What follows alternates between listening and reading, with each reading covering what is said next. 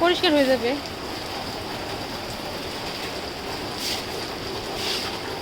এগুলো টাকা দিয়ে কিনে আনছেন আপনার 500 টাকা এটা দাম দাও। এগুলো ভিতরে রাখো না কেন? এটা ময়লা তো। কোনটা ময়লা? এটা ধুপ ধুপ। দূরে তো আর ভালো লাগে না।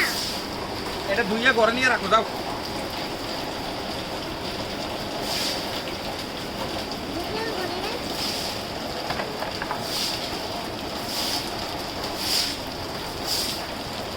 মাঝে মধ্যে বেরিয়ে তোর কথা হুনর লাগে নাকি?